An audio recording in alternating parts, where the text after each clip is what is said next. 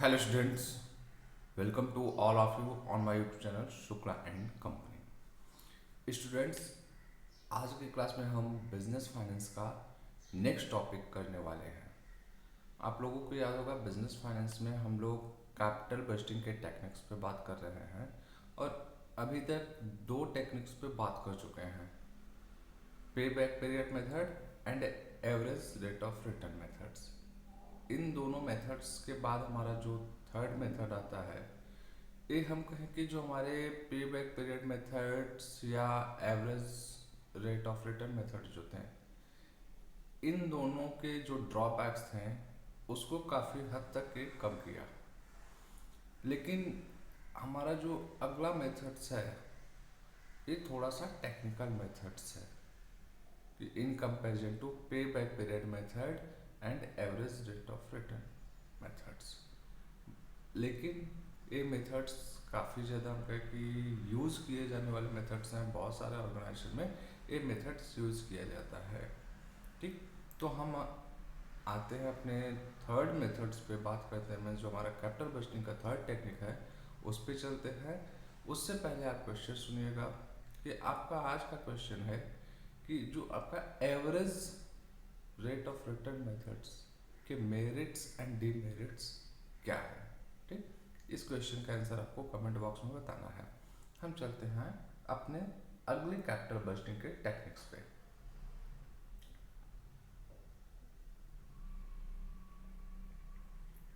अगर आप लोग को याद होगा जो हमारे पे बैक पीरियड मेथड थे या average rate of return methods, उन दोनों के जो सबसे बड़े बैकड्रॉस थे वो था कि टाइम वैल्यू ऑफ मनी को कंसीडर करना।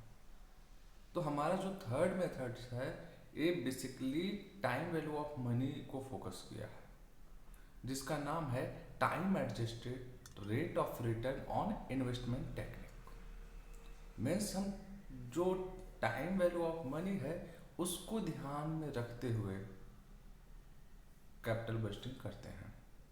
अब देखते हैं as distinct from the methods explained above, means आपका pay back period method and average rate of return, there is another category of capital budgeting technique which can be called time adjusted rate of return method या discounted cash flow method, DCF इसको short में बोलते हैं method. One of them which also known as present value method, जिससे कि हम कहें कि इस मेथड को टाइम एडजस्टेड वैल्यू मेथड को ही प्रेजेंट वैल्यू मेथड्स बोलते हैं, means PVV। The other method is internal rate of return methods. अब देखिए जो आपका डिस्काउंटेड कैश फ्लो है इसके अंदर दो मेथड्स हमारे आते हैं, एक प्रेजेंट वैल्यू मेथड आता है, एक internal rate of return value method आता है। ठीक, means internal rate of return.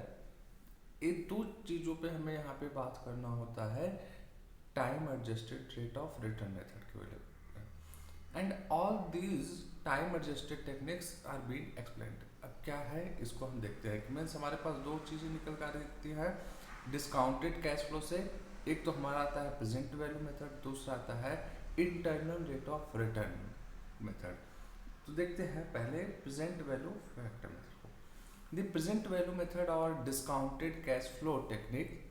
Under the present value or discounted cash flow method, cash flows of future years are discounted at a given rate of return, which is called discounted factor. The present value of expected cash flow of future years are totaled and total gross या gross present value is compared with initial investment. अब इसका मतलब क्या है ये समझने की कोशिश कीजिए। यहाँ पे क्या किया जाता है प्रेजेंट वैल्यू मेथड्स में जो आपके रिटर्न्स मिलते हैं, रिटर्न्स आप लोगों को हमें उम्मीद है कि याद होगा कि जब हम लोग average rate of return method कर रहे थे तो वहाँ पे आप ये देखते थे कि जैसे मान लीजिए एक प्रपोजल आपके पास है जिसमें 10 लाख रुपीज़ आप लगा रहे हैं और उस प्रपोजल से हर ईयर आपको क्या हो रहा है कि 1 लाख रुपीज़ रिटर्न मिल रहा है, मीन्स प्रॉफिट आपको 1 लाख रुपीज़ का हो रहा है। ठीक, तो वही यहाँ पे बात कर रहा है यहाँ पे, लेकिन थोड़ा सा उससे आगे बात कर रहा है। एवरेज रेट ऑफ रिटर्न में क्या होता था कि हम उस प्रॉफिट्स को ऐड करके अपने इन्वेस्टमेंट्स में डिवाइड कर देते थे और परसेंटेज टर्म में कैलकुलेट करते थे। लेकिन यहाँ पे क्या बोला जाता है प्रेजेंट वैल्यू फैक्टर मेथड में जो हमारे प्रॉफिट्स हैं वो तो प्रॉफिट हमारे फ्यूचर के हैं, तो यहाँ पे हमारा वो फ्यूचर का जो प्रॉफिट है उसका आज की डेट में क्या वैल्यू होगा, हम उस वैल्यू को निकालेंगे। और उसको बोला जाता है क्या नाम से कि आपका डिस्काउंटेड फैक्टर दिया रहता है क्वेश्चंस में, कि मान लीजिए कि आपको जो आने वाले समय में 1 साल बाद 2 लाख रुपए प्रॉफिट हो रहा है, हो सकता है उसका आज की डेट में वैल्यू जो है 1,60,000 हो। वहाँ पे आपको परसेंटेज टर्म में अगर आप उसको कैलकुलेट करते हैं, तो इस तरीके से हमें करना क्या होता है इस मेथड्स में कि जितने भी हमारे फ्यूचर प्रॉफिट्स हैं उन सभी प्रॉफिट्स को हम एक गिवन फैक्टर्स पे या एक गिवन रेट्स के अकॉर्डिंग क्या करेंगे, उसका प्रेजेंट वैल्यू मीन्स आज के दिन में क्या वैल्यू है हम उसको कैलकुलेट करेंगे। और जब हमारे सभी प्रॉफिट्स के प्रेजेंट वैल्यू आ जाते हैं तो उन सब का हम टोटल निकालेंगे, और उस टोटल से हमारा जो प्रोजेक्ट का इन्वेस्टमेंट है मीन्स जो हमारे प्रोजेक्ट में नेट कैश आउटफ्लो चाहिए कि उस प्रोजेक्ट के लिए कितना पैसा चाहिए, दोनों का कंपैरिजन करते हैं। अगर हम कहें कि हमारा प्रेजेंट वैल्यू प्रोजेक्ट के अमाउंट से अधिक है तो हम प्रोजेक्ट को एक्सेप्ट करेंगे, लेकिन हम कहें कि अगर हमारा प्रेजेंट वैल्यू प्रोजेक्ट के अमाउंट से कम है तो हम प्रोजेक्ट को रिजेक्ट कर देंगे। अभी भी हो सकता है कुछ लोगों के दिमाग में ये चीज़ न बैठ रही हो, तो इसको कुछ आप इस प्रकार समझिए। फॉर एग्जांपल आपके पास कोई एक प्रोजेक्ट है जिसमें टोटल 50 लाख रुपीस इन्वेस्टमेंट के लिए चाहिए, और उस 50 लाख के प्रोजेक्ट से जो आपको रिटर्न मिलता है फ्यूचर में कि मीन्स प्रॉफिट जो होता है आपको दे दिया गया है 2 लाख रुपए, पहले साल होगा, अगले साल 3 लाख, फिर अगले साल 4 लाख, इस तरीके से आपको 5 साल तक का प्रॉफिट दे देता है। अगर हम कहें कि average rate of return method पे हम जाते हैं तो इस प्रॉफिट्स का हम टोटल करके एवरेजिंग निकाल लेते हैं, और हमारा जो इन्वेस्टमेंट है 50 लाख उसका एवरेज इन्वेस्टमेंट निकाल के वहाँ पे हम रिटर्न निकाल लेते हैं। लेकिन डिस्काउंटेड मेथड्स में मीन्स प्रेजेंट वैल्यू मेथड में क्या करना है, जो हमारे प्रॉफिट्स मिल रहे हैं 2 लाख 3 लाख 4 लाख रुपए, इनका हमें एक कदम आगे बढ़ना होगा और प्रेजेंट वैल्यू निकालना होगा। मीन्स 2 लाख रुपए है तो इसका डिस्काउंटेड फैक्टर आपको दिया रहेगा कि 2 लाख रुपए जो आज के दिन में होगा 90% होगा इसका, तो उसको आप निकाल लीजिए। फिर इसी तरीके से 3 लाख का निकाल लीजिए, 4 लाख का, सबका प्रेजेंट वैल्यू निकालिए और सबके प्रेजेंट वैल्यू को आप ऐड कर लीजिए। हम कहें कि जब आप सभी प्रॉफिट्स के प्रेजेंट वैल्यू को ऐड करते हैं जिसको बोला जाता है ग्रॉस प्रेजेंट वैल्यू, मान लीजिए एक टोटल आपका आया 50 लाख। अभी क्या हुआ, आपका प्रोजेक्ट का इन्वेस्टमेंट था 50 लाख और ये आपका ग्रॉस प्रेजेंट वैल्यू आ गया, तो यहाँ पे आपको क्या हुआ, जीरो प्रॉफिट, मीन्स कुछ भी प्रॉफिट नहीं हुआ। लेकिन हम कहें कि एक ग्रॉस प्रेजेंट वैल्यू जो है आपका आता है 60 लाख और आपके प्रोजेक्ट में डिमांड कितनी है 50 लाख की, तो 10 लाख रुपीज आप सरप्लस में रहेंगे, तो ऐसे में आप प्रोजेक्ट को ले सकते हैं। लेकिन जस्ट इसके अपोजिट आपका ग्रॉस प्रेजेंट वैल्यू आया 45 लाख एंड जो प्रोजेक्ट की इनिशियल इन्वेस्टमेंट की डिमांड है वो है 50 लाख, तो आप 5 लाख रुपीज के लॉस में हैं, तो ऐसे में आप प्रोजेक्ट नहीं लेंगे। तो the most important factor is present value method में हम लोग उन्हीं प्रोजेक्ट को सेलेक्ट करेंगे जिसका हम कहें कि present value in comparison to investment higher रहेगा।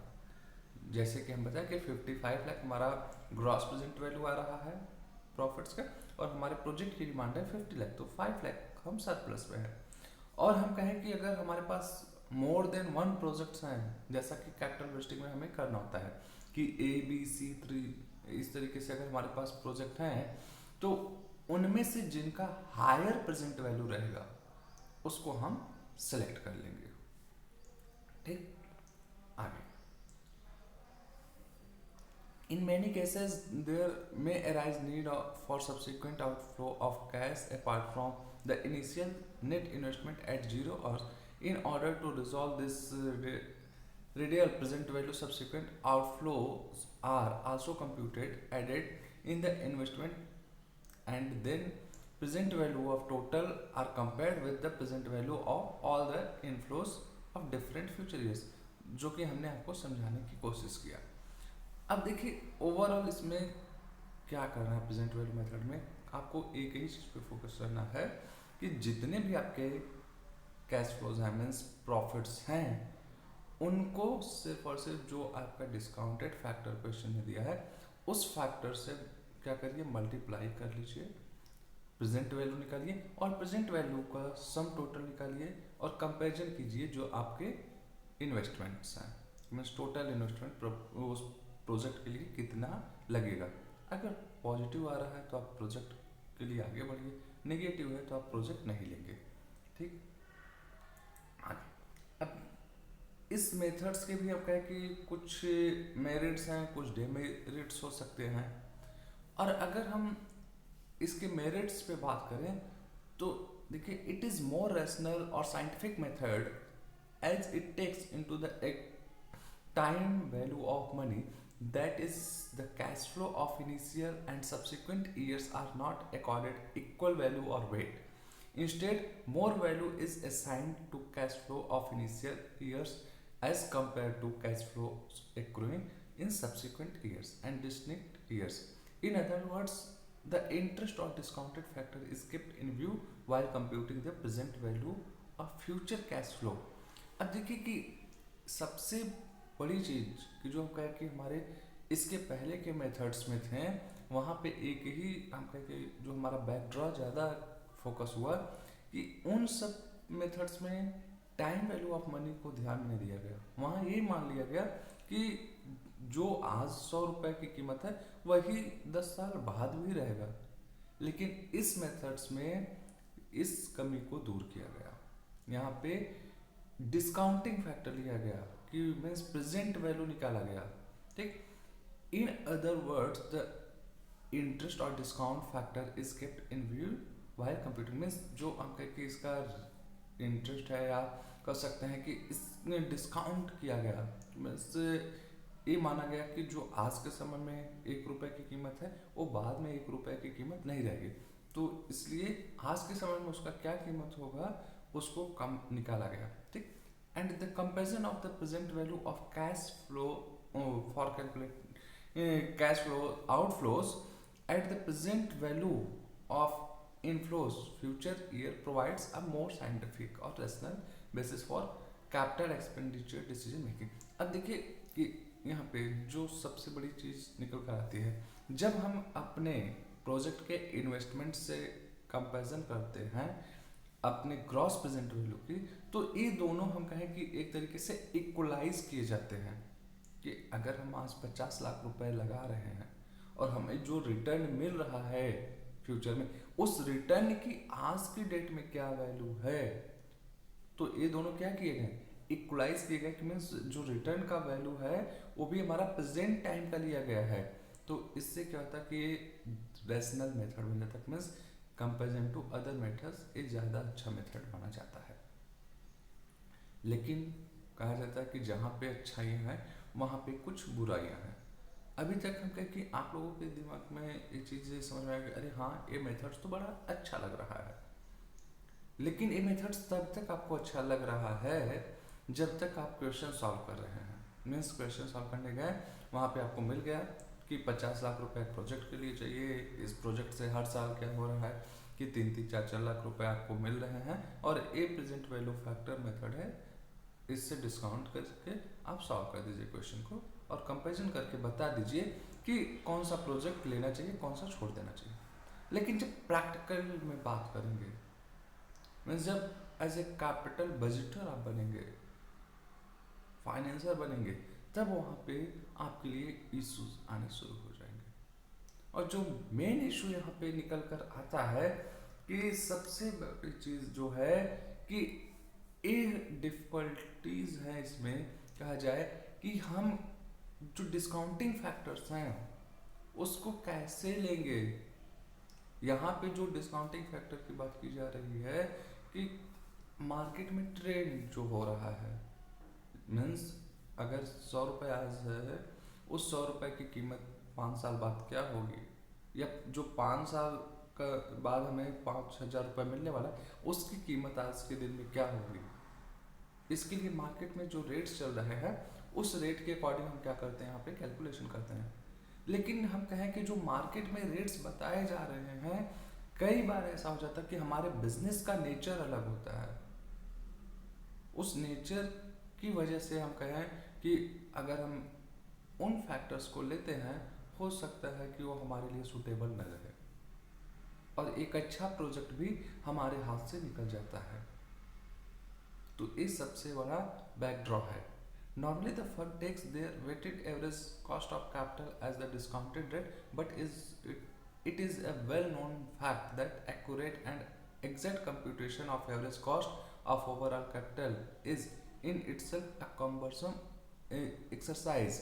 अब देखिए कि यहाँ पे तो ये बोल दिया गया कि अच्छा ठीक है आप टोटल कैलकुलेट कर लीजिए सब चीज़, लेकिन ये याद रखिए कि इतना आसान नहीं है। जो मैं पहले बोला, क्वेश्चन सॉल्व कर लेना एंड एज ए कैपिटल बजटर जब आप इसको देखेंगे तो वहाँ पे इस सबसे बड़ी प्रॉब्लम आती है इस मेथड्स में, कि जो कि हम कहें कि मार्केट में रेट ट्रेंड कर रहा है उसकी वजह से हम प्रोजेक्ट को कैलकुलेट कर रहे हैं। ठीक, अब आगे चलते हैं। जो हमारा सेकंड मेथड है, हमने बोला ना इसमें हमें एक प्रेजेंट वैल्यू फैक्टर मेथड है, दूसरा हमारे पास है internal rate of return method. अब इन जो प्रेजेंट वैल्यू का हम कहें कि बैक ड्रॉज था, उसी से थोड़ा आगे बढ़ता है internal rate of return methods.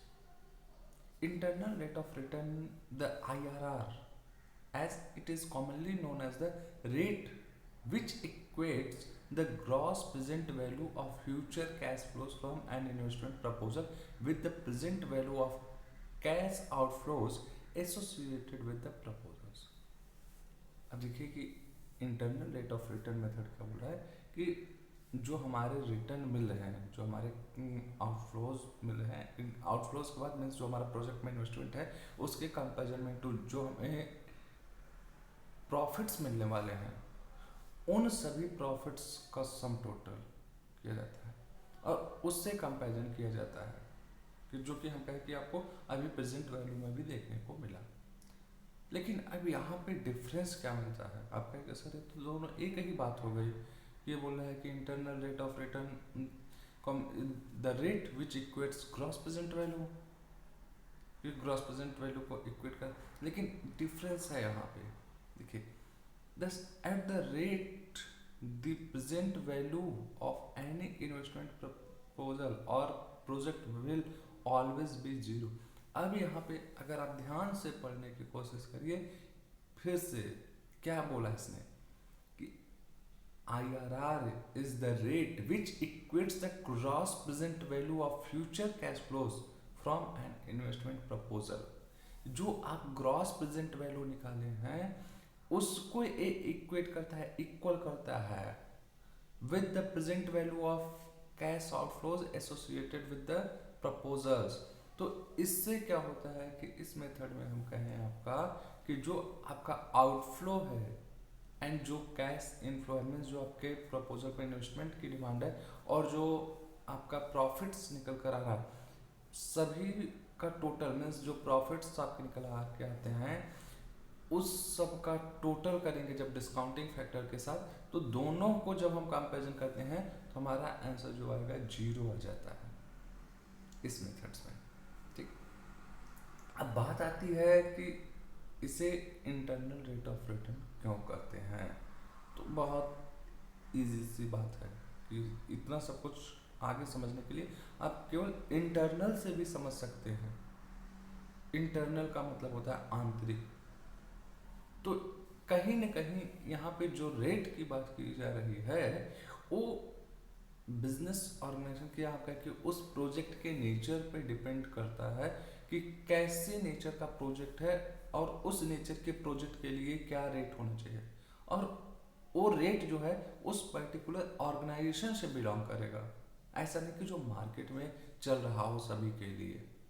जब हम पर्टिकुलर प्रोजेक्ट से related and particular business organisation से रिलेटेड रेट को उठाते हैं तो यहाँ पे हम कहें कि ज़्यादा बेटर रिजल्ट मिलने के चांसेस बनते हैं। It is called the internal rate of return because it is based on the net investment and expected future cash flow associated with an investment proposal. यहाँ पे जो हम कहें कि टोटल रिलेशन बैठता है वो उस पर्टिकुलर प्रोजेक्ट से ही रिलेटेड है रेट, ठीक। अनलाइक आउटसाइड रेट और discounted factor under the discounted cash flow method, internal rate of return is the rate of return of the project itself। कि कहने का मतलब कि जो डिस्काउंटिंग फैक्टर हम ले रहे थे मीन्स प्रेजेंट वैल्यू मेथड में हमने पहले मेथड में लिया तो वहाँ पे हम आउटसाइडर्स का ले रहे थे जो मार्केट में चल रहा था, लेकिन यहाँ पे जो है खुद के प्रोजेक्ट्स का मीन्स जो हमारा प्रोजेक्ट है उस प्रोजेक्ट से पर्टिकुलर बिलोंग करने वाले रेट को हम चूज करते हैं। इन डिस्काउंटेड कैश फ्लो में और present value method any outside prevail rate means जो हम आपको पहले कहें कि डिस्काउंटेड कैश फ्लो या प्रेजेंट वैल्यू मेथड में हम आउटसाइड रेट्स को लेते थे। लेकिन अब एक यहाँ पे मेन क्वेश्चन एराइज हो रहा होगा आप लोग के माइंड में, सर बार बार आप बोल रहे हैं कि जो यहाँ पे रेट लिया जाएगा internal rate of return methods में वो उस पर्टिकुलर प्रोजेक्ट से बिलोंग करता हुआ रेट रहेगा और हमारे जो इनफ्लोज आ रहे हैं पर मोस्टली उससे कोरिलेट करेगा वो रेट। लेकिन ये रेट कैलकुलेट कैसे होगा, सबसे बड़ी समस्या तो ये है।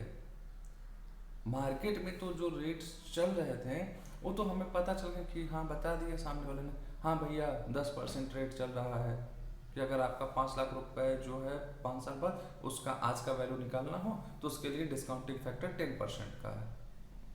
वहाँ तो हमें बड़ी आसानी हो गई।